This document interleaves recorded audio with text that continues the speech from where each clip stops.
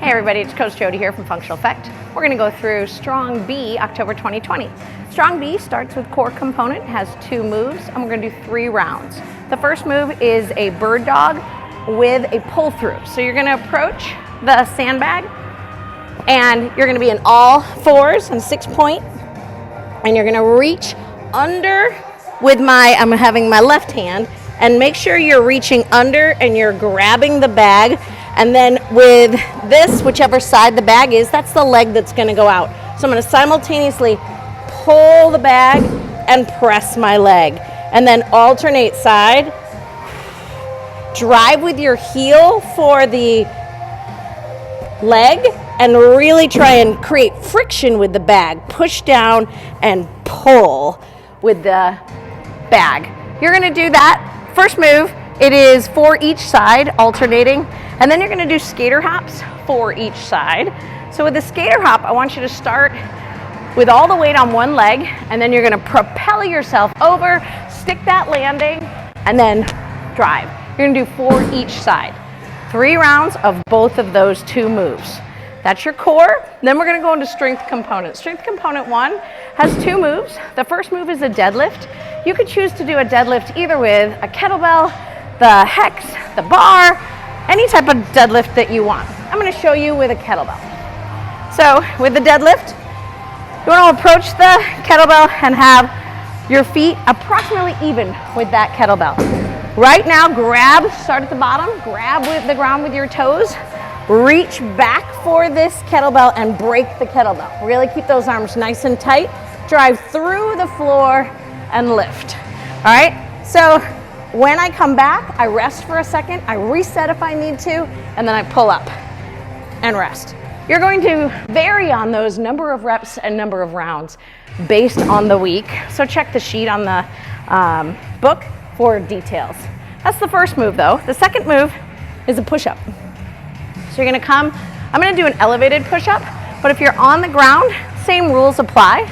I want you to approach the ground, and then with a straight leg, I do a slight bend in my knees to keep my core nice and tight. I want to grab the bench with my hands and rotate my shoulders back. And from here, drop and then push. If you can't get your chest all the way down, elevate yourself. I want you to get a full push up in, and if on the floor you can't get all the way down, bring your hands a little higher, keeping that core nice and tight, then you get both the chest and the core engaged. That's always going to be for 8 reps. So you can do those 2 moves based on the week for how many rounds and how many reps of the deadlift.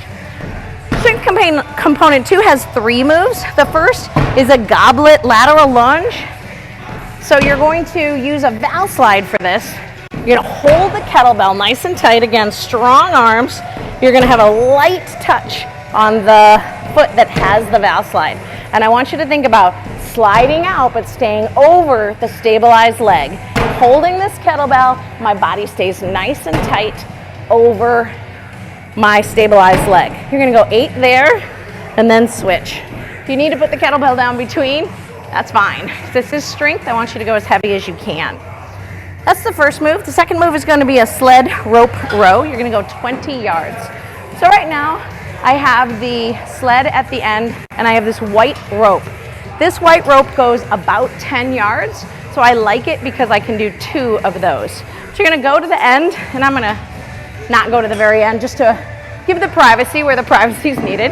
So you're going to be here, and I want you to hold yourself nice and kind of in a squat position, and then pull.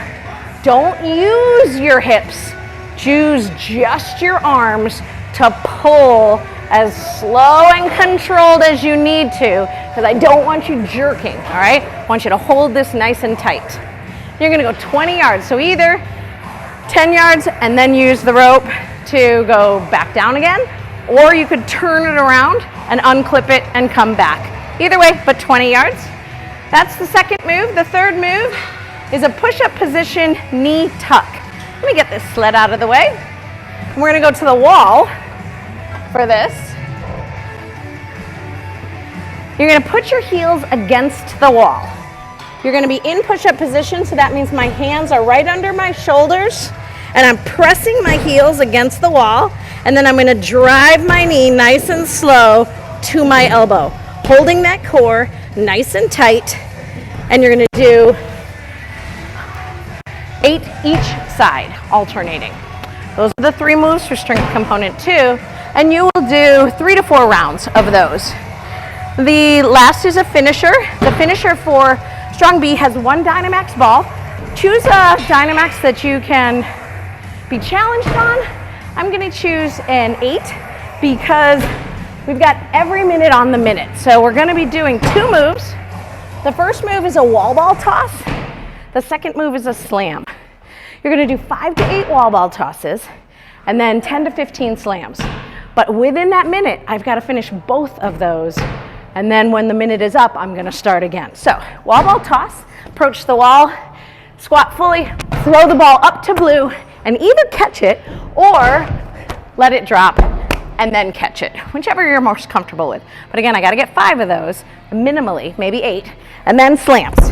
I've got to get 10 to 15 all the way up through the body and slam. Bring your body with the ball, right? We follow with it. And then however long that takes me within that minute, I get to rest for the rest of the minute, and then I do it again. Again, just like always, depending on the week, will depend on how many rounds you're doing. But that is your Get Strong B, October 2020.